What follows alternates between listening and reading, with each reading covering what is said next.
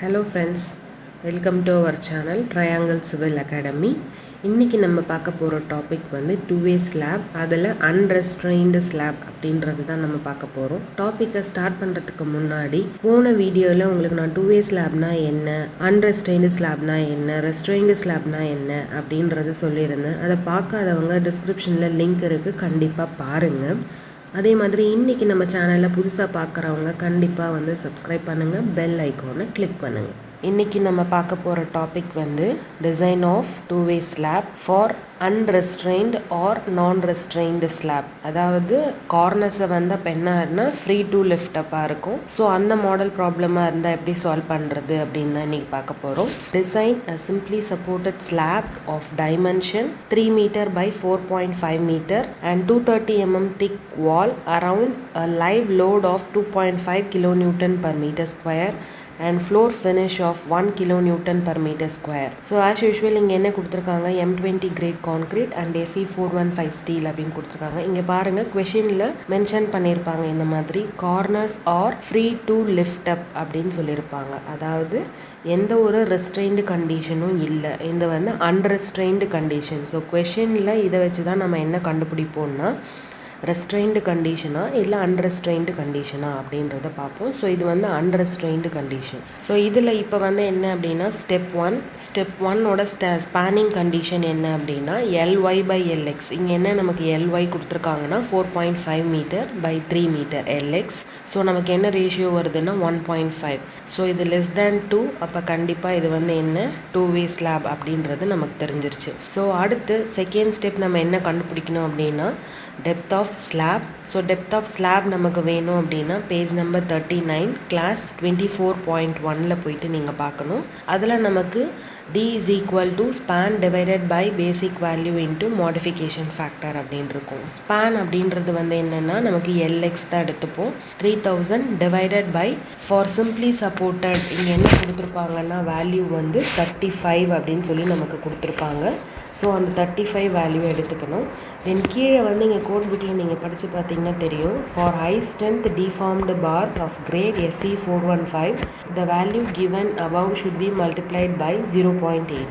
So இந்த என்ன value கொடுத்துருக்காங்களோ அந்த வேல்யூ கூட நம்ம என்ன மல்டிப்ளை பண்ணணும்னா 0.8 வந்து நம்ம மல்டிப்ளை பண்ணணும். அதுதான் வந்து இங்கே basic value into modification factor. நான் முன்னாடியே மாடிஃபிகேஷன் ஃபேக்டர் வந்து நான் சொல்லியிருந்தேன், நம்ம வந்து அசியூம் பண்ணுறது தான் அது அப்படின்னு சொல்லிட்டு. ஸோ இங்கே நான் வந்து 0.9 அப்படின்னு அசியூம் பண்ணி, நீங்கள் 1.1 எது வேணாலும் நீங்கள் வந்து அசியூம் பண்ணலாம். ஸோ 0.9 நான் இங்கே வந்து அசியூம் பண்ணியிருக்கேன். ஸோ இது எல்லாத்தையும் நம்ம சால்வ் பண்ணோன்னா அப்ராக்சிமேட்டாக 119.04 எனக்கு வருது. ஸோ ரவுண்ட் ஆஃப் பண்ணி நான் என்ன எடுத்துக்கிறேன் அப்படின்னா 120 mm அப்படின்றத நான் எடுத்துக்கிறேன். ஸோ இப்போ ஸ்மால் டி எனக்கு தெரியும், அதுக்கு அடுத்து நான் என்ன கண்டுபிடிக்கணும், கேபிட்டல் டி. ஸோ கேபிட்டல் டின்றது என்னது, small d plus dia of bar divided by 2 plus clear cover. ஸ்லாபுக்கு எப்பயுமே நம்ம என்ன கிளியர் கவர் கொடுப்போம்னா 15 தான் கொடுப்போம். தென் அடுத்து டயாஃப் பார் வந்து நம்ம அங்கே என்ன ராட் ப்ரொவைட் பண்ண போகிறோம், 10 mm 12 mm அதை நீங்கள் அசியூம் பண்ணுறது தான். நான் 10 mm சூஸ் பண்ணியிருக்கேன், அதனால் 10 டிவைடட் பை 2 அப்படின்னு போடுறேன். ஸோ நான் கேபிட்டல் டி அப்போ எனக்கு என்ன வருதுன்னா 140 mm அப்படின்றது நமக்கு வருது. தென் அடுத்து third step effective span calculation. Effective span calculation page number 34 clause 22.2 போயிட்டு நீங்கள் வந்து செக் பண்ணணும். என்ன அப்படின்னா LE வந்து நமக்கு clear span plus effective depth, then centre to centre of support. As usual நமக்கு இது வந்து 2 கண்டிஷன் இருக்கும். இந்த 2 கண்டிஷனில் எது வந்து கம்மியோ அந்த லென்த்து தான் நம்ம வந்து எடுத்துக்குவோம். இங்கே கிளியர் ஸ்பேன் வந்து எனக்கு 3000 ப்ளஸ் 120. ஸோ அதை ஆட் பண்ணோன்னா எனக்கு 3120 வருது. சென்டர் டு சென்டர் ஆஃப் சப்போர்ட்னா 3000 ப்ளஸ் 230 எவ்வளோ வருதுன்னா 3230 mm வருது. எனக்கு இதில் எது கம்மின்னா 3.120 மீட்டர் அப்படின்றது தான் வந்து கம்மி. ஸோ அதுதான் என்னோட எல்லியாக நான் வந்து இந்த ப்ராப்ளம் ஃபுல்லாக வந்து யூஸ் பண்ண போகிறேன். தென் அடுத்து step 4 load calculation. Load calculation நமக்கு ஆல்ரெடி தெரியும், என்னது capital D into density of concrete. Density of concrete வந்து நமக்கு என்னன்னு தெரியும், 25 kN per meter cube. So அதை நம்ம மல்டிப்ளை பண்ணோன்னா எனக்கு எவ்வளோ வருதுன்னா 3.5 kN per meter square வருது. கொஷின்லேயே லைவ் லோட் கொடுத்துட்டாங்க 2.5 kN per meter square.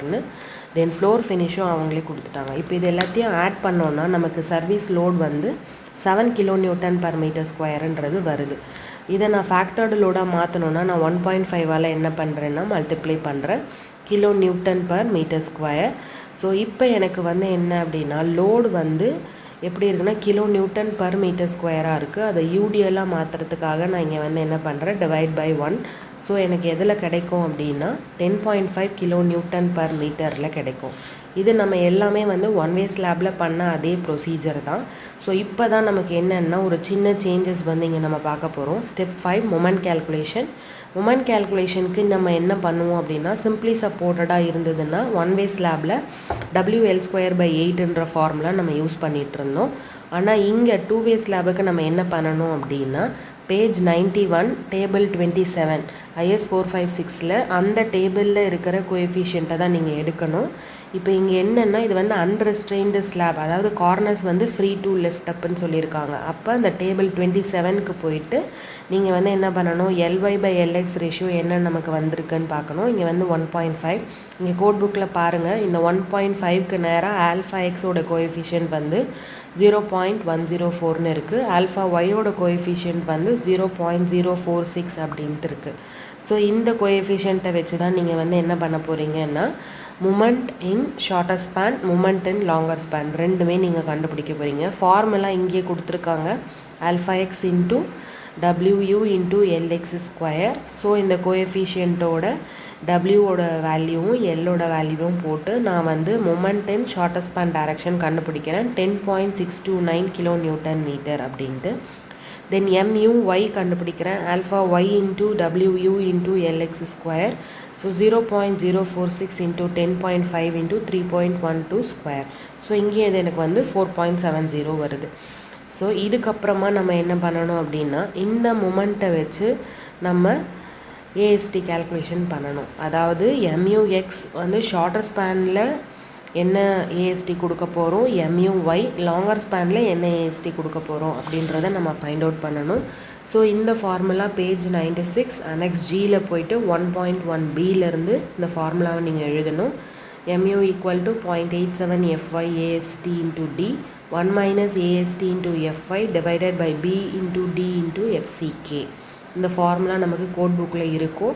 So நமக்கு இங்கே MUX என்ன கொடுத்துருக்காங்க 10.629 நம்ம கண்டுபிடிச்சிருக்கோம். அந்த வேல்யூ இங்கே சப்ஸ்டியூட் பண்ணணும்.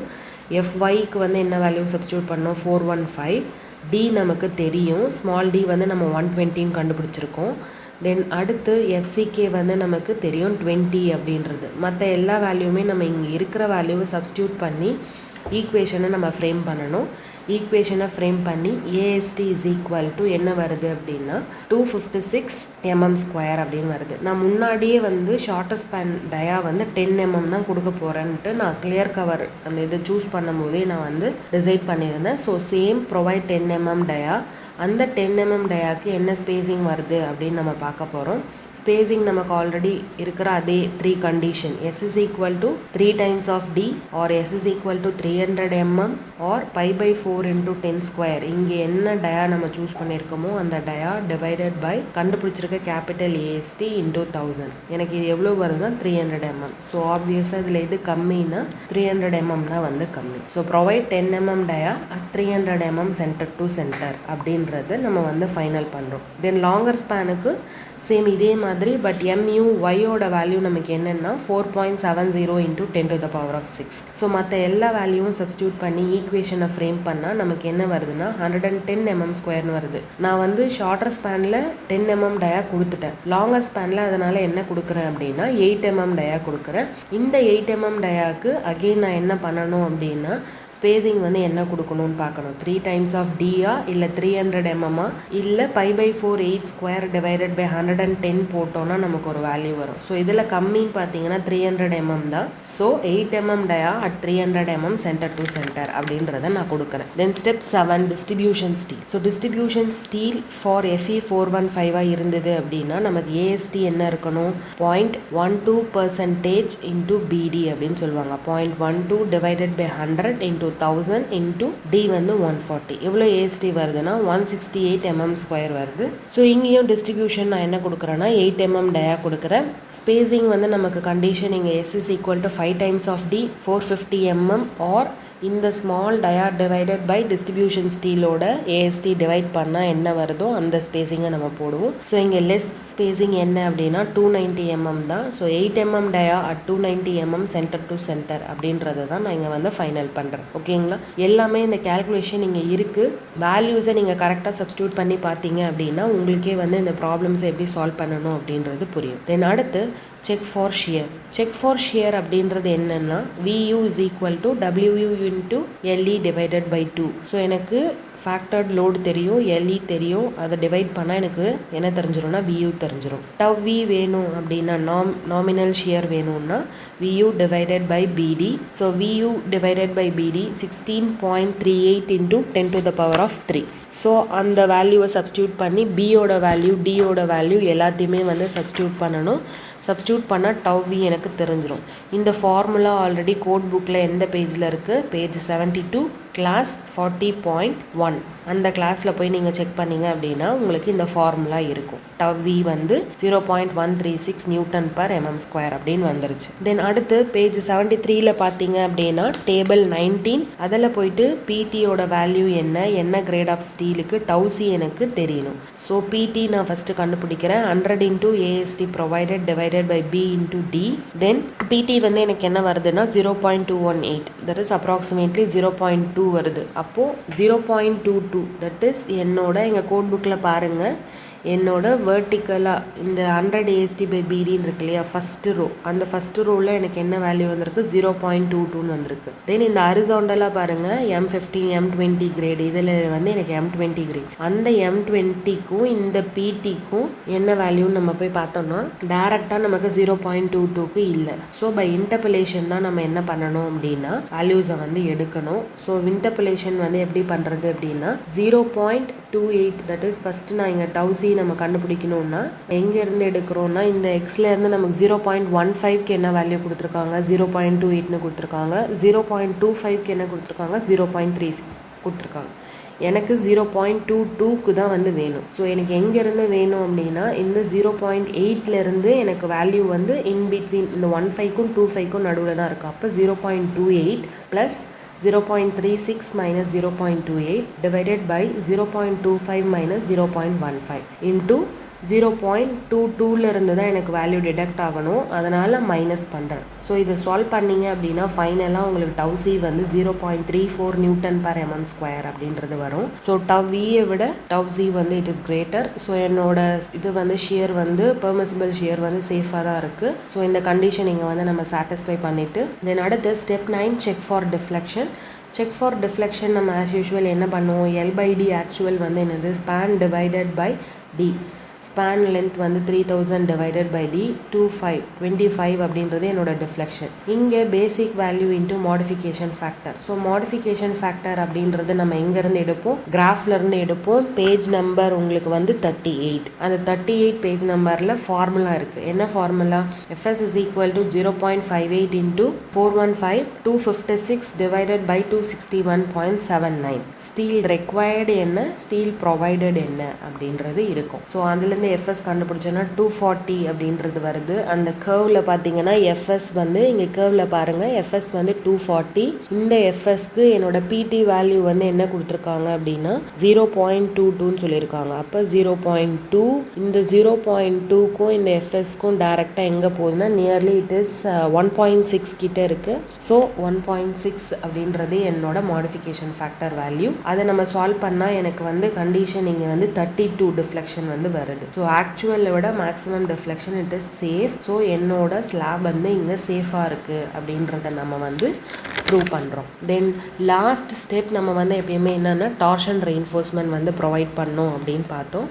இந்த டார்ஷன் ரெயின்ஃபோர்ஸ்மெண்ட் என்ன பண்ணுவாங்க அப்படின்னா ஃப்ரீ டு லிஃப்ட் அப். அப்போ கார்னர்ஸ் வந்து என்னென்னா ஃப்ரீயாக இருக்க போது லிஃப்ட் அப் ஆகிறதுக்கு. ஸோ இங்கே வந்து கண்டினியூஸாக இருந்தது அப்படின்னா நம்ம வந்து டார்ஷன் ரெயின்ஃபோர்ஸ்மெண்ட் ப்ரொவைட் பண்ண தேவையில்லை. டிஸ்கண்டினியூஸாக இருந்தது அப்படின்னா நம்ம டார்ஷன் ரெயின்ஃபோர்ஸ்மெண்ட் ப்ரொவைட் பண்ணோம். அதனோட AST வந்து என்னென்னா 3/4 ஆஃப் AST provided. 3/4 அப்போ 0.75 times of AST provided. எனக்கு எவ்வளோ வருதுன்னா 196.34 mm² வருது. ஸோ 8 mm டயா நான் கொடுக்கலான் இருக்கேன். ஸ்பேசிங் வந்து π/4 × 8² டிவைடட் பை இங்கே 196 இருக்குது. இந்த ஏரியாவை நம்ம வந்து டிவைட் பண்ணோன்னா 256 mm வருது. அப்போது 8 mm டயா 256 mm ஸ்பேசிங்கில் நம்ம இங்கே வந்து ப்ரொவைட் பண்ணணும் அப்படின்றது தான் வந்து கண்டிஷன். புரியுதா உங்களுக்கு? ஸோ இதனோட ரெயின்ஃபோர்ஸ்மெண்ட் டயக்ராம் வந்து இங்கே கீழே வரைஞ்சிருக்கேன். லாங்கர் ஸ்பேனில் நம்ம என்ன கண்டுபிடிச்சோம், தென் அதே மாதிரி ஷார்ட்டர் ஸ்பேனில் நம்ம என்ன கண்டுபிடிச்சோம் அப்படின்றத கொடுத்துட்டு இதனோட கிராஸ் செக்ஷன் தான் நம்ம வந்து இங்கே பார்க்குறோம். உங்களுக்கு இந்த வீடியோ பிடிச்சிருந்தா லைக் பண்ணுங்கள், ஷேர் பண்ணுங்கள், சப்ஸ்கிரைப் பண்ணுங்கள். தேங்க்யூ.